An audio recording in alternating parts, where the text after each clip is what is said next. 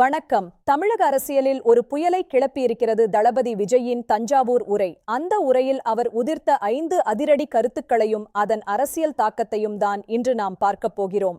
2026 சட்டமன்ற தேர்தலை முன்னிட்டு தமிழக வெற்றிக் கழகத்தின் இந்த பிரம்மாண்ட மாநாடு ஒரு புதிய அரசியல் விவாதத்தை உருவாக்கியுள்ளது. குறிப்பாக திமுக மற்றும் முதல்வருக்கு எதிராக விஜய் விடுத்த சவால்கள் இதோ. முதலாவது அதிரடி: தமிழ்நாடுதான் விஜய், விஜய்தான் தமிழ்நாடு. இது வெறும் வார்த்தைகள் அல்ல, விஜயின் அரசியல் பிம்பத்தை கட்டமைக்கும் ஒரு முக்கிய முன்னெடுப்பு. M.Gr.க்கு பிறகு மக்களுடன் ஒரு நேரடி உணர்வுபூர்வமான தொடர்பை ஏற்படுத்த விஜய் முயற்சிக்கிறார். இது ஒரு தனிநபர் இயக்கமாக மாறுகிறதா என்ற கேள்வியை இது எழுப்புகிறது. முதல்வர் ஸ்டாலின், முத்துவேல் கருணாநிதி ஸ்டாலின் என்று தந்தை வழியில் தன்னை முன்னிறுத்தும் போது விஜய் தன்னை மக்களுடன் ஐக்கியப்படுத்திக் கொள்கிறார். இது ஒரு பெரிய விவாதத்தை கிளப்பியுள்ளது. இது அகங்காரம் என்று விமர்சனங்கள் வந்தாலும் நான் மக்களின் பிரதிநிதி என்று விஜய் இதற்கு விளக்கம் அளித்துள்ளார்.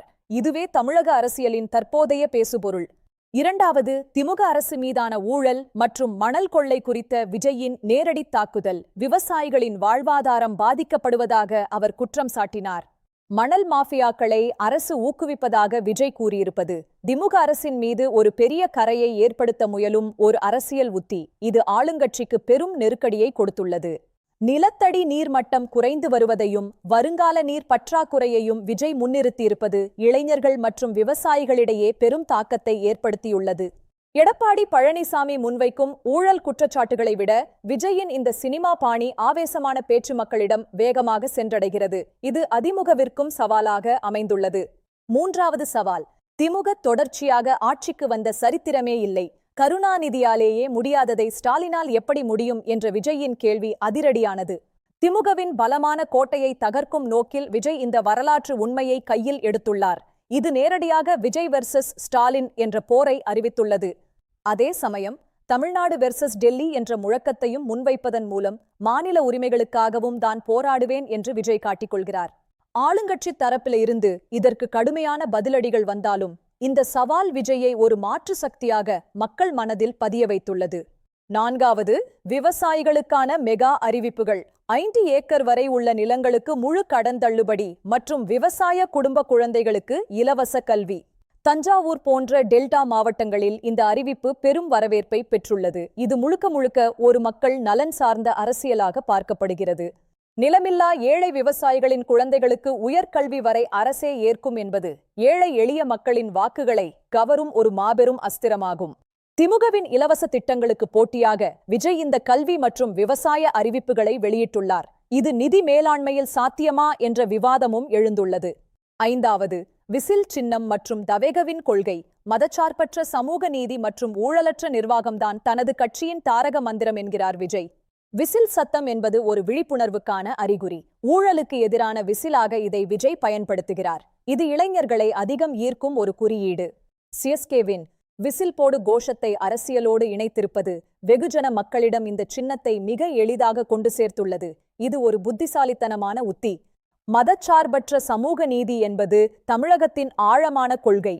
அதை விஜய் கையில் எடுத்திருப்பது அவர் திராவிட மற்றும் தமிழ் தேசிய அரசியலுக்கு இடைப்பட்ட ஒரு பாதையை தேர்ந்தெடுத்துள்ளார் என்பதை உணர்த்துகிறது. இந்த 5 முக்கிய கருத்துக்கள் தமிழக அரசியலின் களத்தை மாற்றி அமைத்துள்ளன.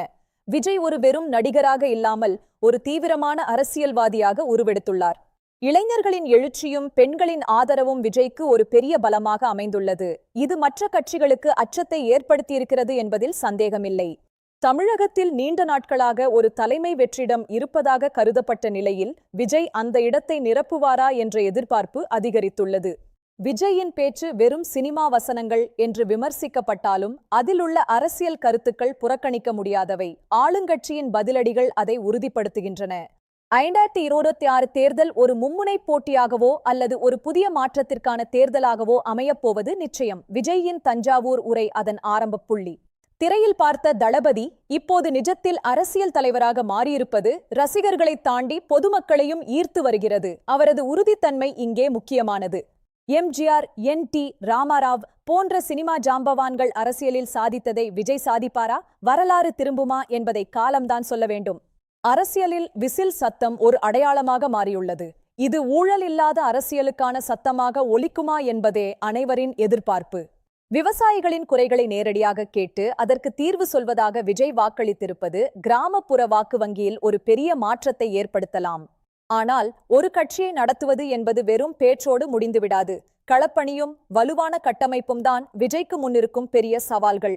விஜயின் இந்த 5 கருத்துக்களும் ஒரு புதிய அரசியல் கலாச்சாரத்தை நோக்கி தமிழகத்தை அழைத்துச் செல்கிறதா, அல்லது இது ஒரு தற்காலிக எழுச்சியா? விவாதங்கள் தொடர்கின்றன.